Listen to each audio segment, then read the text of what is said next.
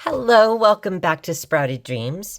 This week I thought that we would make some fairy garden signs. I have some small pieces of wood here in a couple of various sizes and widths. And I will show you how I deal with some very narrow pieces like these and some thicker ones like this, because you want to have a stake so that you can put them into the ground. Sometimes you can fit a toothpick in there, but the toothpick is going to decay. And so I really like to use a coated piece of wire because that's going to hold up for the longest amount of time outside in your gardens or in a potted plant where it's frequently getting watered.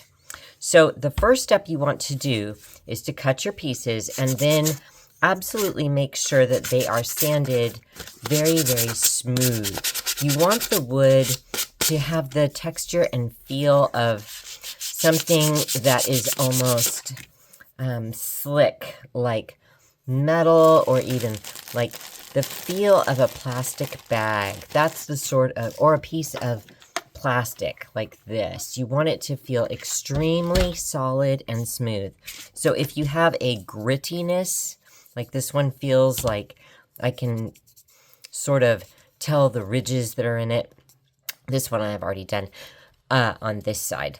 So this side, it doesn't matter as much. If you have one side in particular that you know you're going to put your writing on, you can let that be very, very smooth, and the other side can be a bit more rough because obviously you're only going to put your lettering on one side of the sign. So this side, I have some marks here. See where I had used the pencil to mark where I was going to cut it with my saw. So you want to make sure that all those are off because you don't want the varnish to cover over a pencil mark, and then it's going to look like, you know, you have ugly, dirty marks on there. Unless you want sort of a grungy thing, I guess that would be all right. Now, these thicker pieces are going to be easier to drill into. And if you have a very thin piece like this one, you can see here I've already drilled a tiny little hole into there. But you're going to have to use a much thinner wire in order to get that sort of set up for the future.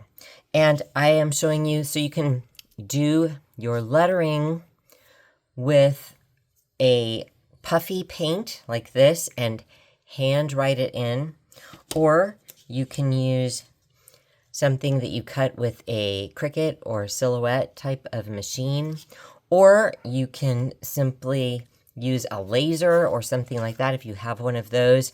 I find that using the laser, let me see if I can find one of my laser signs. Now, you want this sort of look. When you laser something, I use a bit of borax in order to make my lettering come out darker. But what can happen is you get this. So if you do get that, it's kind of discouraging. But what you can do is actually scrub this off and it will lighten your lettering, but then you can paint the sign. And these I hand paint once I have done the lasering. So just keep that in mind. If you have a laser or even a wood burning kit, you could put a piece of paper over and burn your letters in. But prior to doing that, you want to soak the wood, not soak, but take a rag and dip it into a container that has water and borax. Not super strong, like maybe if you have 2 or 3 cups of water, you'd add like a tablespoon of borax and just mix that in. I eyeball things, and so I'm not big on measuring. But anyway, put that mixture onto a washcloth or something and soak your piece with that. And then you're going to get this darker lettering. See, this is off too. This is a whoopsie sign. But at any rate, when it comes out smudgy like this, just know that you can take and wash it. And it's going to take, yes, some of the color off, but it gives you a good basis so that you can then go back and hand paint over the lettering or over your design. So keep that in mind. Okay, back to our first sign here. I have a couple. So like this one I said I did with the puffy paint, and I will show you what that looks like. It's just in your craft store section, You can find Puffy paint in with the acrylic paints, and I like to use it because it gives a bit of texture to the lettering, and I find that that holds up and just gives a little bit more, well, depth to your letters. So this is going to go on here, but I'm going to have to do that later, and that's because we just finished sanding this, and then I'll finish weeding this out, and I'll show you what this looks like when it's done. But after you've finished your piece and you are ready to get on with the lettering, if you have wood like this that you are putting your vinyl lettering onto, you have to put the water-based spar urethane on first, because it's not going to stick otherwise. Wood repels the vinyl to a certain extent, and so keep that in mind, that you have to get your piece all sanded and get it ready. You may want to drill the hole now or wait until you actually have the lettering on, but you must actually do the urethane first. So if this is the side we're going to put the lettering on, you're going to put some of that. And if this is water-based, I just like to use my fingers. So just put that on and let that dry. And don't get your heat gun and try to rush it along. Put a couple of coats on, and then you can apply your lettering. And then you put lots more coats on top of that. So I'll show you that process. Okay, so this piece has already been, hope you can see that kind of sheen on there, treated with a coat of the spar urethane. I'm not sure what side I was thinking. Maybe this side. Okay, go ahead and go with that one. And when you have very tiny signs like this, I will just take Scotch tape like this. And see how, look, it's even sticking to my hand too much. I'll just stick it on paper, stick it on my hand, stick it on a towel, whatever, so that it becomes less sticky. Because I really don't want the letters to stick to this. I want them to stick to this base here. So I go ahead and take my slightly not sticky Scotch tape there. And then it should come off onto the tape. Come on, work with me, bro. Of course it doesn't want to. There we are.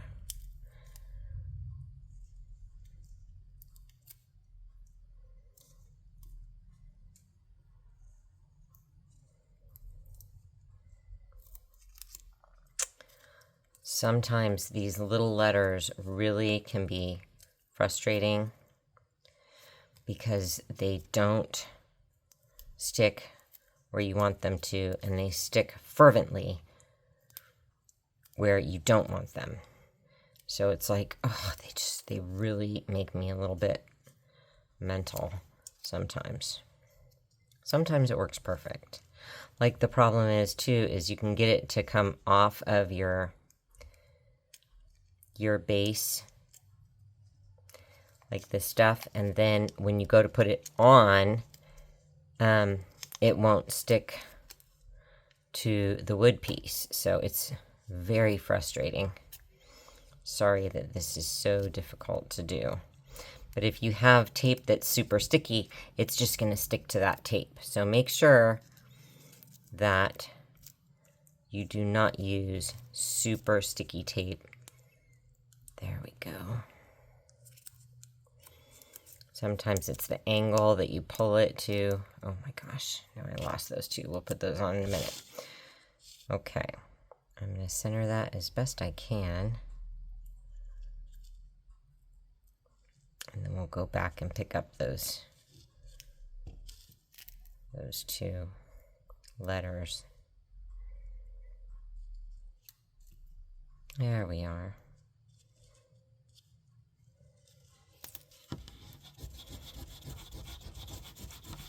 There.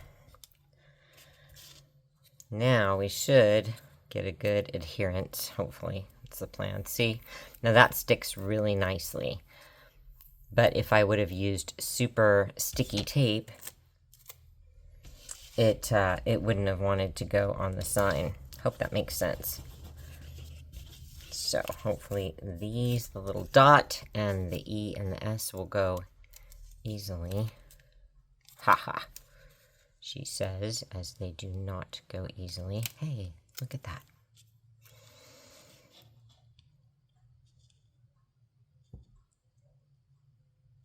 Okay. Perfect. See, and because I had that first layer of vinyl on, it went on very easily. So this is now ready for its hole to be drilled. And then we will put some more layers on top of that and put our pick in. And I will show you what I use for the pick in just a second. Okay, if you can find a wire that is used for plants and they'll have a flower or something here on top, these are really nice wires to use for your garden pieces because these are coated with some plastic and they're easily going to withhold or withstand the rain or sprinklers or dirt or salts or whatever they get outside. Now this piece is obviously far too long, but they can be easily trimmed with a pair of wire cutters. And this is a thinner one. I chose a thinner wire here. I have thicker ones as well. Let me get one of those. Okay, so I hope that you can see these two sizes. This one is a bit smoother and a bit more dense, whereas this wire is a bit more flexible and it's thicker, and this works very well for the taller signs like this one. But for these really small ones, get the toughest little wire that you can get because they're gonna just pop right in there. So I'm going to cut this. Well, I like to give some extra space because if someone gets this and it's too short, that's not going to work. But if it's too long, you can always cut it. So this is going to go right here. And I always just eyeball where the wire goes. It doesn't have to be perfect as long as it looks right. Okay, so with our very small wire, my tiny 1/16 drill bit is going to work really good. And so that's what we're going to use for this one. But on the Believe sign, this is a thicker one, and I will actually use the 1/8 inch. Is that right? Yep. Looks huge compared to the other one, doesn't it? But yes, that's the right size there. So that's what I'm going to do for this one. And this little sign is going to get the 1/16.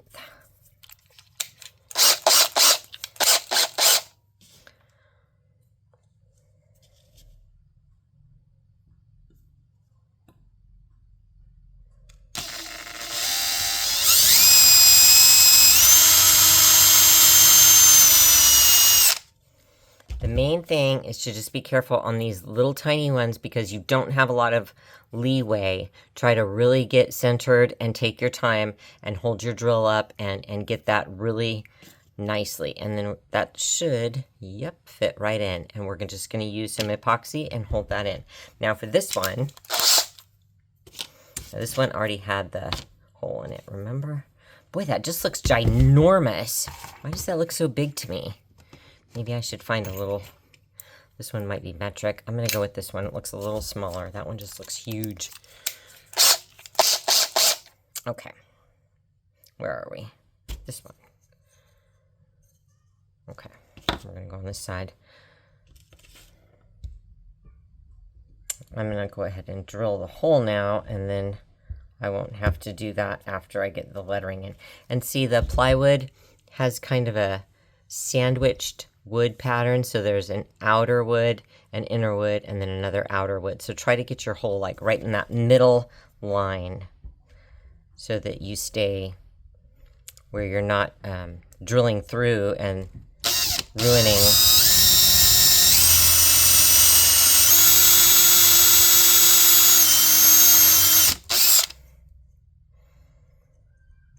Okay, I don't know how deep that is.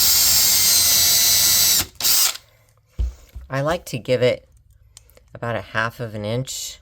So see, that's not deep enough. It just has to be like, oh, 1 centimeter, I guess. Okay, so now this one already had the hole in it, and we are ready to epoxy. Okay.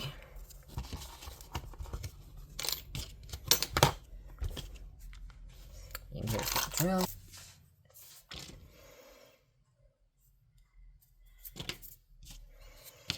All right, I'm going to use this small one on this no trolls sign as well. This looks like it could use a little touch up on its sort of lettering. It looks like it's faded a little bit. Let's add a little more and I'll show you the puffy paint. Okay, here is the puffy paint. So what I usually do is get a piece of test paper. This is just a paper towel, but it'll work because this will come out too fast or not enough. So you want to get where it's flowing nicely prior to you doing your sign. And then we're just going to very carefully, carefully drop it on the ground. There you go. That's what you do. No. Okay.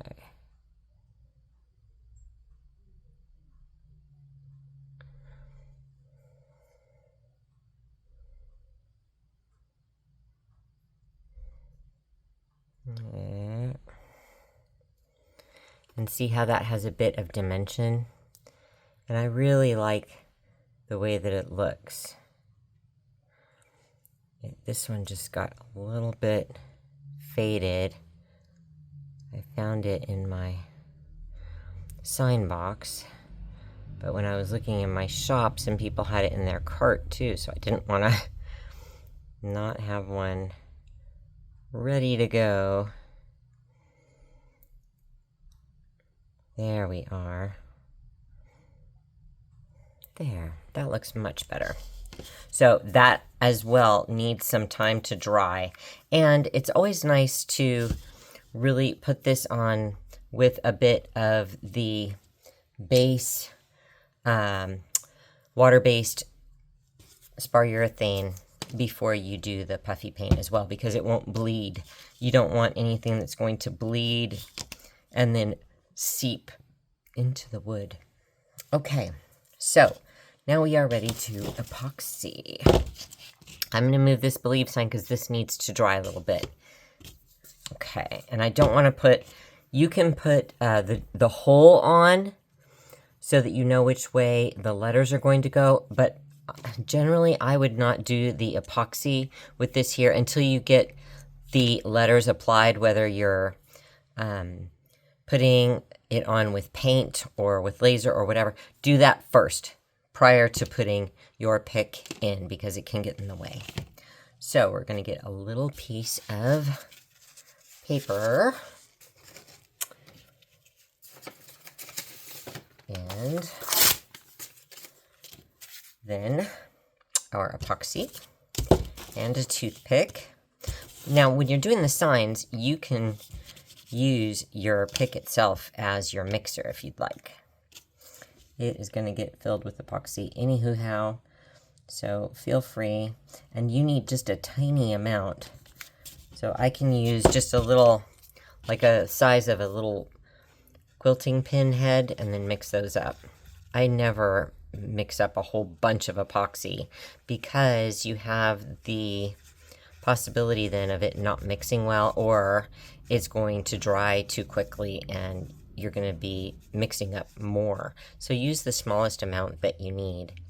And the way that I put it on is like this. I sort of drop it so that it falls in the hole first. And then I make sure I have the epoxy on my pick. And then I just push that right in and push straight down. And I let it kind of make a little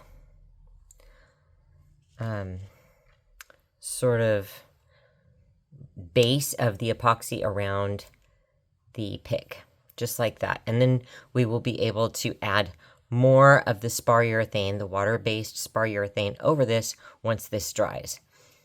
So I'm gonna let everything dry and I will be back. Okay, so this is all dry now and it's ready to have some more coats of the water-based spar urethane put on. And then I thought I would show you the same technique. Now look, if you prepare your wood shapes for your letters, whether you're going to paint them on like we did this one with the Puffy paint, or if you're going to use some sort of cutting machine to make a vinyl lettering, be sure that you set it with the hole on the bottom. Can't tell you how many times I have set it on there and then done this, and then I have a hole in the top. Now it's not totally undoable. You could put some wood glue in there and then pack it with some sawdust, wait for it to dry, sand it down, and then reapply all of those techniques, and then your water-based spar urethane on top of that and see if that works. But it is kind of a pain to have to go through all that when you could do it correctly to start with. So this is the side I want my letters on, and this is the hole. So I'm going to go ahead and remove my letters. Now these letters come off a bit easier than the others. If you do decide to use a cutting machine for your letters, just be aware that if you choose a larger size, it works a lot better than this smaller one.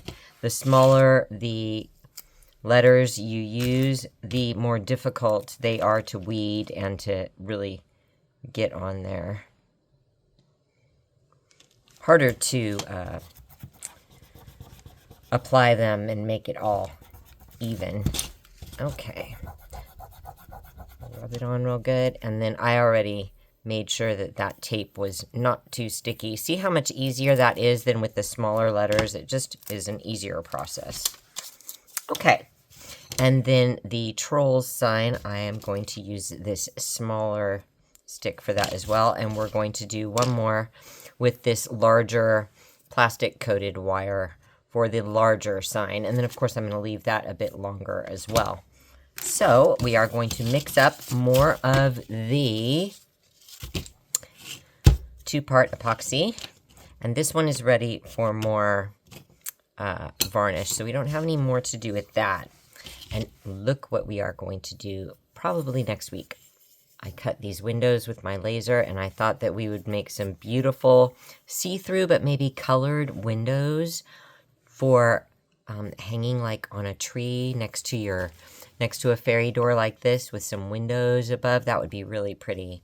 So I have not yet quite gone through the whole process of this in my head, but that will be next week's project. So come on back and watch for that one.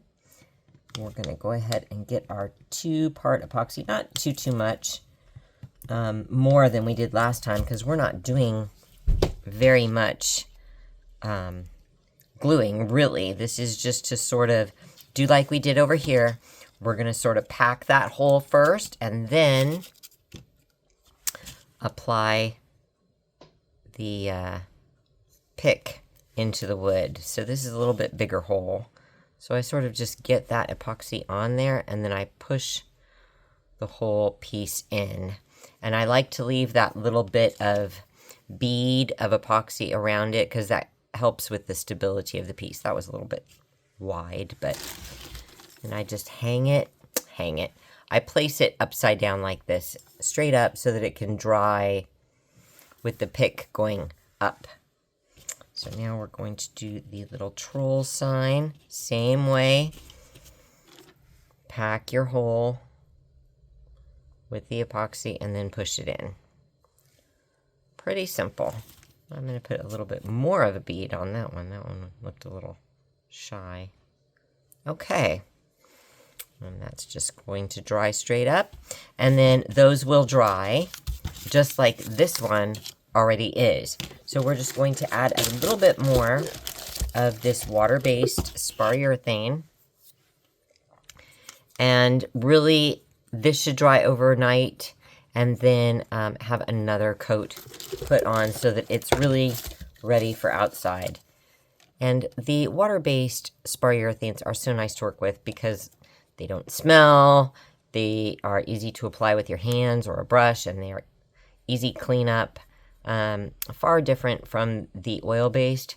The oil-based gives a thicker and heavier effect, but if you want something small like this and you want it to be very, very clear and not to yellow, then this is your best bet. So I will go ahead and put some pictures of these at the end, like I always do, so you can see what they look like in the gardens. And I hope that you will come back again next week while we make our beautiful stained glass windows. So until then, very happy fairy gardening, and I will see you next week.